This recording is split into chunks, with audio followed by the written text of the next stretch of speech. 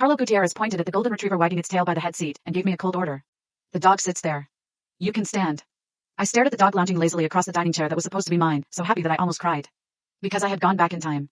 I returned to the day Carlo humiliated me in front of everyone. Everyone knew I was the unwanted baggage the Gutierrez family picked up from the slums. The reason? My father had died taking a bullet for Don Vinny, Carlo's grandfather. However, I also ended up being tethered to Carlo because of that.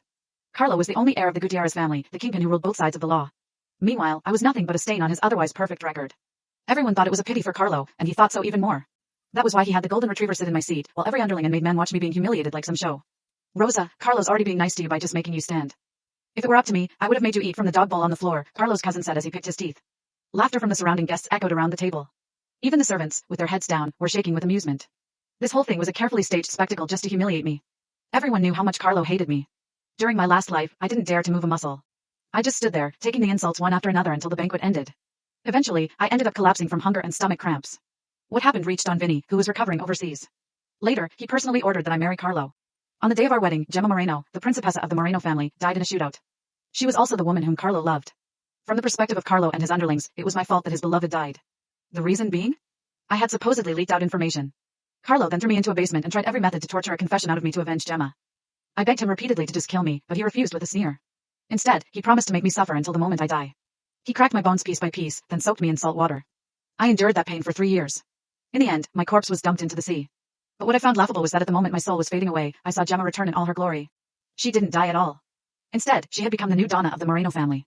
They put on a public display for the media, feigning a reunion after a tragic love story and reveling in everyone's blessings. Meanwhile, I was just a foolish sacrificial lamb in their tale of love. Now, I was given a second chance in life. I was determined to live for myself and stay far away from Carlo. In the middle of all the laughter, I quietly turned and went upstairs. Back in my tiny attic room that wasn't even fit for a servant, I took off the dress that was never fit for my frame. Everyone said I was Carlo's most loyal hound. Whenever something happened to him, I would be the first to rush in. Carlo had complained about my voice being nothing but noise that had given him headaches while he was dealing with the family's messy firearms business accounts, so I played the role of a mute. I stayed up through several nights and sorted out those mishandled accounts without making a sound. He had once said that he would grant a wish for whoever managed to solve this problem for him. In my last life, I handed him the accounts and asked him to celebrate my birthday with me. Instead, he handed my work straight to Gemma so she could shine in front of Don Vinny. Then, he took her to Adenia for a vacation. And me? He sent me to clean up a mess after a shootout. I barely made it out alive after getting shot in the stomach. I almost didn't make it as I lay on the operating table. I never wanted to experience the feeling of being exploited to the point of having nothing left in me ever again. I need to escape from Carlo's side, and I need to do it now. I pulled out my duffel bag and quickly packed up my few belongings. Suddenly, Carlo kicked the door open in anger. Seeing the bag by my feet, he sneered and kicked it over. I frowned and glared at him. What's your problem? I should be asking you that, Rosa. Are you pulling that same trick again? You didn't die last time you jumped into the river, so where are you planning to go this time? Are you going to send another suicide note again? Carlo was breathing hard, his expression twisted with contempt. Don't bother, Rosa. Even if you're not sick of threatening me with suicide, I am. I bent down and stuffed my old clothes back into the bag, then shot back at him, who said I'm going to kill myself. If people as cold-blooded and brutal as him and Gemma could thrive in life, why should I lie down and die when I had a rare second chance in life? Carlo snorted, silent, the disdain in his eyes almost spilling over. Gemma followed him in and spoke up at just the right moment. Rosa, you should have spoken to Carlo if you wanted to eat at the table. You two grew up together, so he won't really stop you from eating at the table forever. But suicide? You'll get some pity the first time you try it, but more than that, and no one will believe you anymore. Her words were just as venomous as ever. Carlo's eyes on me filled with even more disgust. Then, I remembered something. On my coming-of-age day, Carlo had announced in front of everyone that he would only ever marry a principessa like Gemma. I was so heartbroken that I drank too much and accidentally fell into the villa's man-made river. This was enough to alert Don Vinny. He berated Carlo harshly and ordered Carlo to distance himself from Gemma, reminding him of the debt he owed my father. Carlo started to hate me then, humiliating me every chance he had. Gemma's friends also targeted and harassed me. Carlo never lifted a finger to stop them despite seeing the harassment himself. I looked Carlo in the eye and explained, "You're thinking too much. I never planned to die. I'm packing up because I'm moving back to my place." Carlo scoffed, not buying the excuse I came up with at all.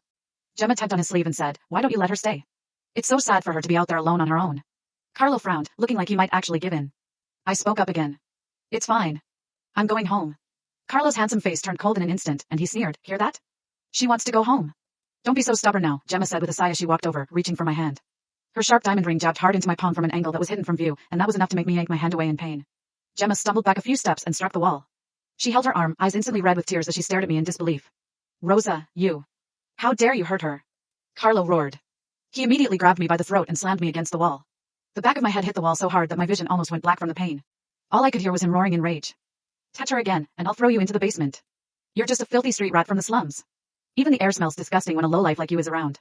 I leaned against the wall to stop myself from falling despite the dizziness I was feeling. "I'll be out of here soon. Don't worry. And you better scram now," Carlo growled. Carlo was bottling all his anger in his chest as he glared at me, before finally scooping Gemma off the floor and leaving without looking back. Ha! He wanted to throw me into the basement already? We did have some good memories together, didn't we? I remembered things between Carlo and me weren't this bad when I was 16.